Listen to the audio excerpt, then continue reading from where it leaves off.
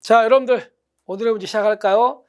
오늘은 이제 어제 가정폭력에 이어서 오늘은 아동학대입니다.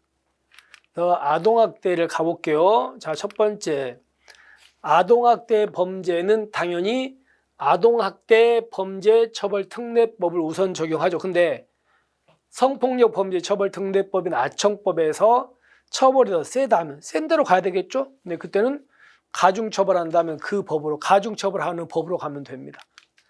그 다음에 아동학대 범죄란 누구든지 그 행위가 법률에서 정한 아동학대에 해당할 때 성립한다. 누구든지가 아니고 뭐요? 보호자에 의한.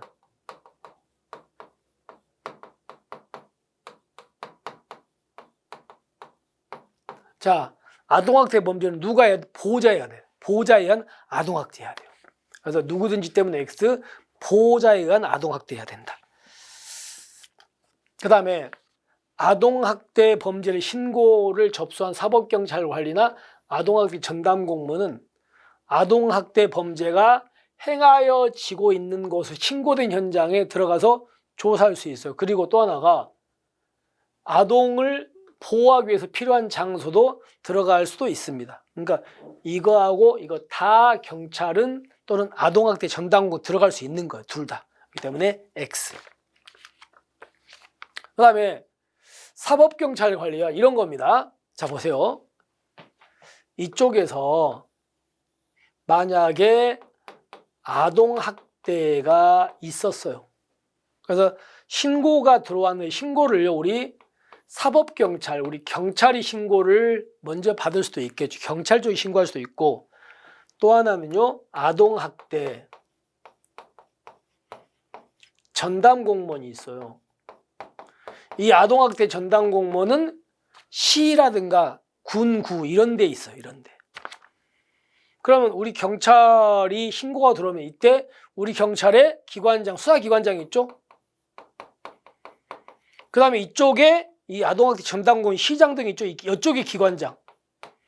기관장들은 서로한테 같이 좀 갑시다. 이렇게 동행을 요구할 수 있어요. 그러면 기관장들은 동행 요구를 받으면 서로 동행하게 조치를 합니다. 근데 문제는요, 부득이한 사정이 있어가지고 동행을 못했어. 우리 경찰만 가고 이 사람들을 못 갔다고 합시다. 정당한 사유가 있어서. 그럼 그때 우리 경찰은 사건에게 돌아올 때 이쪽에다가 통지해 줘야 됩니다. 할 수 있다가 아니고 해야 돼요. 자, 그 얘기입니다. 보세요. 사법경찰관리와 아동학대 전담공무원이 동행하여 현장 출동을 안 했어. 해야 되는데 부득이한 사유가 있어서 못했어. 그럴 때는요, 여기 우리 경찰기관, 수사기관장이나 시장 등 있죠? 이런 사람들은 서로한테 결과를 알려줘야 됩니다. 따라서 통지할 의무가 있다. 맞습니다. 아시겠죠? 해야 됩니다. 할 수 있다가 아니고요. 자, 그 다음에 사법경찰관은 응급조치. 자, 보세요. 응급조치는 경찰이 하는데 응급조치에도 불구하고 재발됐어요. 그런데 임시조치는 원래 법원이 하는데 임시조치를 받을 시간이 없어요. 너무 급해. 그럴 때는 임시조치를 누가 할 수 있다? 경찰이 할 수 있죠. 경찰이 해버립니다. 그걸 우리가 뭐래요? 긴급임조치. 그러면 경찰이 할 수 있는 긴급임조치는 몇 가지? 세 가지죠. 뭐예요? 주거 등에서 퇴거 등 격리, 100m 이내 접근 금지, 전기통신용 접근 세 가지 아닙니까? 따라서 보세요. 아동학대 범죄가 재발 우려가 있고 긴급을 위하여 법원의 임시조치 결정을 받을 수 없을 때는 직권이나 신청에 따라서 그 다음에 피해 아동 등 또는 가정 구성원의 주거로부터 퇴거 등 격리 하나, 그리고 100m 이내 접근 금지 둘, 그리고 아까 뭐라고요? 전기통신용 접근 금지라고요. 이거 없어. 이거는 긴급 임조치가 아니야. 아시겠죠? 이것 때문에 X입니다. 그 다음에 여러분 아동학대 범죄 공소시효 잘 안 보죠. 봐두십시오. 언제부터 피해 아동이 성년에 달한 달부터 진행되는 건 맞습니다. 맞아요. 그래서 일단은 니은은 누구든지가 아니고 보호자에 의한 학대다. 그 다음에 현장이 아니어도 이런 데도 들어갈 수 있다고 써 있다. 잘못됐다. 그 다음에 이제 여기서 미음에서는요, 마지막에 여기는 의료기관 요양소 위탁이 아니고 전기통신 이용 접근 금지다. 아시겠죠? 이렇게 해가지고 기억과 리을과